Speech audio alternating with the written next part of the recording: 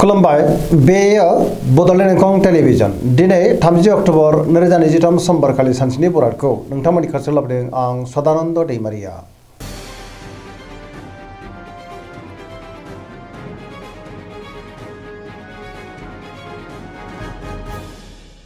सिगां फरायलादों मेष राशि गिबि हांखो अ ल दिनैनि साना जोबोर मोजां गोदान खामानियाव आखाइ होजेननो हागोन गोथों आरो गोग्गो साननो रोंगोन गियाननि आंखाल जानाय नङा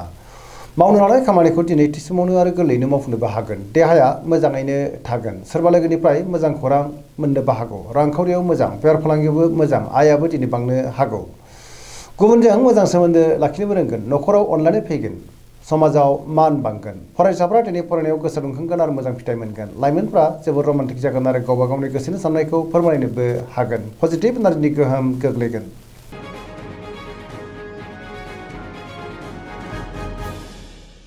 वृष राशि गिबि हांखो इ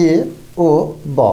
दिनैनि साना जोबोर मोजां गोदान आरो गोथों साननो रोंगोन गियाननि आंखाल जानाय नङा जेरावबो जाफुंसारगोन गोसोनि साननायफ्रा मोगथाङाव जाफुंनोबो हागौ गोसोनि बोलोआ बांगोन मावनो लानाय खामानिखौ दिनै थि समावनो मावफुंनो हागोन समाजाव मान मोनगोन रांखावरियाव मोजां बेफार फालांगियावबो मोजां होनजायो आयाबो दिनै बांनो हागौ न'खराव बिसि फिसायनि गेजेराव अनलायनाय फैगोन देहाया मोजाङैनो थागोन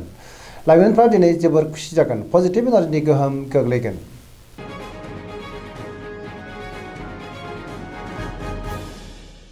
मिथुन राशि गिबि हांखो क स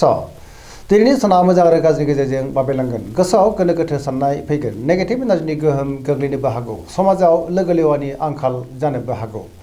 गोसोआ दिनै जोबोर दरसि जागोन मोनफ्रोमबो बिथिङावनो सांग्रां जानांगोन गियाननि आंखाल जानोबो हागौ गोसोनि साननायफ्रा दिनै गुलाय गुजाय जागोन देहाया बारा मोजां थानाय नङा गोबां रोखोमनि देहायारि जेंनाजों मोगा मोगि जानांनोबो हागौ रांखावरियाव बारा मोजां नङा नाङा फाङा खरसायाबो बांनो हागौ न'खराव एना एनि फैनोबो हागौ सोरजोंबा रायखोमा जानोबो हागौ नेगेटिभ एनार्जिनि गोहोम गोग्लैगोन।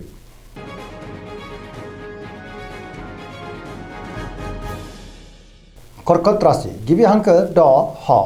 दिनैनि साना जोबोर मोजां गोसोखौ दिनै जोबोर गोजोननाय मोनगोन सोरबा लोगोजों बाख्नायजानानै गोसोआ दिनै जोबोर गोजोनगोन पजिटिभ साननो रोंगोन गियाननि आंखाल जानाय नङा रांखावरियाव मोजां बेफार फालांगियावबो मोजां होनजायो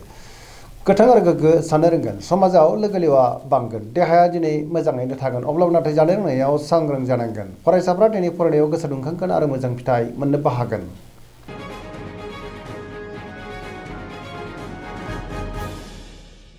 सिंह राशि गिबि हांखो म ट दिनैनि साना जोबोर मोजां मोनफ्रोमबो बिथिङावनो जाफुंसारनो हागौ गोसोआव गोथों आरो गोग्गो साननाय फैगोन पजिटिभ साननो रोंगोन मावनो लानाय खामानिखौ थि समावनो मावफुंनो हागोन सोरबा लोगोनिफ्राय थोजासे हेफाजाबबो मोननो हागौ बहाबा दावबायनो एबा हान्थिनो खाबु मोनगोन रांखावरियाव मोजां अब्लाबो नाथाय खरसायाबो बांनो हागौ गोसोनि साननायखौ दिनै गुबुननो फोरमायनोबो हागोन न'खरावबो अनलायनाय फैगोन समाजाव मान बांगोन गुबुननि गोसोखौ गोरलैयैनो बोनोबो हागोन देहाया मोजाङै थागोन अब्लाबो नाथाय जानाय लोंनायाव सांग्रां जानांगोन।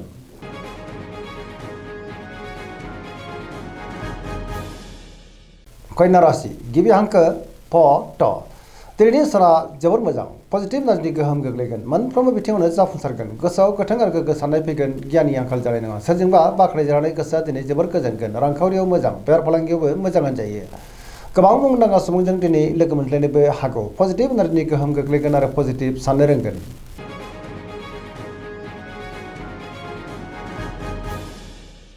तुला राशि गिबि हांखो र ट दिनैनि साना जोबोर मोजां बहाबा दावबायनो एबा हान्थिनो खाबु मोननो हागौ आरो मोजाङैनो हान्थिनोबो हागोन गोसोनि साननायफ्रा मोगथाङाव जाफुंनोबो हागौ गियाननि आंखाल जानाय नङा सोरजोंबा बाख्नायजानो हागौ मावनो लानाय खामानिखौ थि समावनो मावफुंनो हागोन देहाया मोजाङै थागोन रांखावरियाव मोजां बेफार फालांगियावबो मोजां होनजायो न'खराव दिनै बिसि फिसायनि गेजेराव अनलायनाय फैगोन समाजाव मान बांगोन बेफार फालांगियाव दिनै जोबोर मोजां मुलाम्फा मोननोबो हागोन गोदान थांखि लानो रोंगोन सेंग्रा सिख्लाफ्रा जोबोर रमान्टिक जागोन आरो गोसोनि साननायखौ फोरमायलायनोबो हागोन।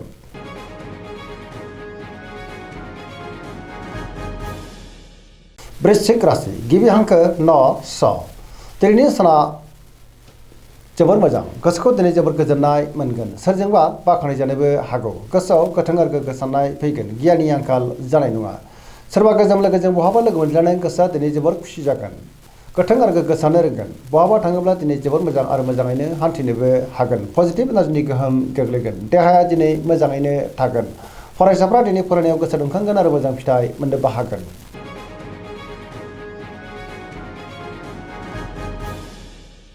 धनु राशि गिबि हांखो ध दिनैनि साना जोबोर मोजां सोरजोंबा बाख्नायजानानै गोसोआ दिनै जोबोर गोजोनगोन गुबुननि थाखाय दिनै गोबां मोजां खामानि मावनानै होनोबो हागोन गोथों आरो गोग्गो साननो रोंगोन गियाननि आंखाल जानाय नङा पजिटिभ एनार्जिनि गोहोम गोग्लैगोन मोनफ्रोमबो बिथिङावनो जाफुंसारगोन देहाया दिनै मोजाङै थागोन अब्लाबो नाथाय जानाय लोंनायाव सांग्रां जायोब्ला गाहाम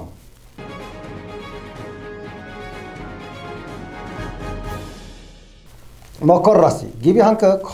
ज दिनैनि साना बारा मोजां नङा गोसोआव गोनो गोथो साननाय फैगोन सुथुरनि गाज्रि नोजोर थानोबो हागौ गियाननि आंखाल जानोबो हागौ मावनो लानाय खामानिखौ मावफुंनायाव माबा नङा माबा मोनसे हेंथा फैनोबो हागौ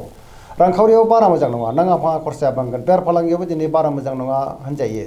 न'खराव एना एनिबो फैनो हागौ सोरजोंबा रायखोमाजानोबो हागौ आरो नेगेटिभ एनार्जिनि गोहोम गोग्लैगोन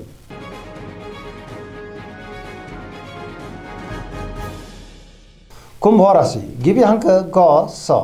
दिनैनि साना मोजां आरो गाज्रि गेजेरजों बाबेलांनो हागौ सोरजोंबा रायखोमाजानोबो हागौ गोसोआव दिनै गोनो गोथो साननाय फैगोन नेगेटिभ एनार्जिनि गोहोम गोग्लैगोन बहानिफ्रायबा हरखाबै गाज्रि खौरांबो मोननो हागौ समाजाव लोगो लेवा बांगोन अब्लाबो नाथाय थार लोगोनि आंखाल जानोबो हागौ रांखावरियाव बारा मोजां नङा नाङा फाङा खरसाया बांनो हागौ बेफार फालांगियावबो दिनै बारा मोजां नङा होनजायो बहाबा दावबायोब्ला दिनै लामा सामायाव सांग्रां जानांगोन नेगेटिभ एनार्जिनि गोहोम गोग्लैनोबो हागौ